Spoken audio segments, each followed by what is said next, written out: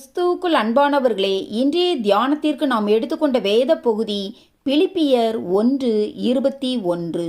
கிறிஸ்து எனக்கு ஜீவன், சாவு எனக்கு ஆதாயம். ஒரு கிறிஸ்தவன் இந்த உலகத்தில் எதற்குமே பயப்பட வேண்டிய அவசியமில்லை. ஏனென்றால் அவனுடைய நம்பிக்கை கிறிஸ்துவாக மாத்திரமே இருக்கும். எனவே மரணமே ஆனாலும் அது அவனுக்கு இழப்பு அல்ல, லாபமே. காரணம், அவனுடைய வாழ்க்கை இந்த உலகத்தில் முடியும் பொழுது அவன் மேலான மகிமையான வாழ்க்கைக்குள் பிரவேசிக்கிறானே ஒழிய அவன் இழப்பது எதுவும் இல்லை. ஆகவேதான் பிலிப்பியர் 1:20 நான் ஒன்றிலும் வெட்கப்பட்டு போகாமல் எப்பொழுதும் போல இப்பொழுதும் மிகுந்த தைரியத்தோடே ஜீவனாலாகிலும் சாவினாலாகிலும் கிறிஸ்து என் சரீரத்தினாலே மகிமைப்படுவார் என்று எனக்கு உண்டாயிருக்கிற வாஞ்சைக்கும் நம்பிக்கைக்கும் தக்கதாய் அப்படி முடியும் என்று பவுல் சொல்லுகிறார். இதனால் ஒரு கிறிஸ்தவன் தன்னுடைய வாழ்க்கையின் எந்த ஒரு சூழ்நிலையிலும் அவன் வெற்றியோடே கடந்து போக முடியும்.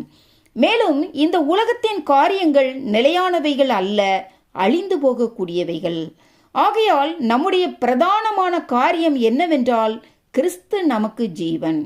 எனவே அவரோடே கூட மகிமை அடையும்படியாக நாம் வாஞ்சிக்க வேண்டும்.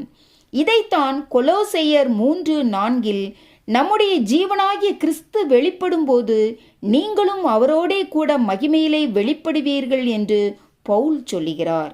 ஆகவே இந்த உலகத்தின் காரியங்களினால் நாம் நசுங்குண்டு போக வேண்டிய அவசியமில்லை.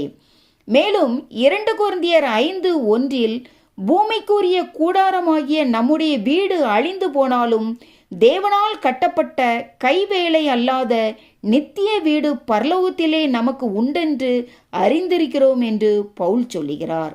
எனக்கு அன்பானவர்களே, நம்முடைய ஆத்துமாவை அழிக்கும்படியான பலனற்ற உலகத்தின் காரியங்களை ஒருபோதும் நம் வாழ்க்கைக்குள் அனுமதிக்காமல் கிறிஸ்து நமக்கு ஜீவன் என்பதை அறிந்தவர்களாய் கர்த்தர் நிச்சயமாக நம் வாழ்க்கையில் துணையாக நின்று நித்திய ஜீவனை நமக்கு தருவார் என்பதில் உறுதியாயிருக்க தேவன் தாமே நம் ஒவ்வொருவருக்கும் கிருபை புரிவாராக. ஆமேன். அல்லேலூயா.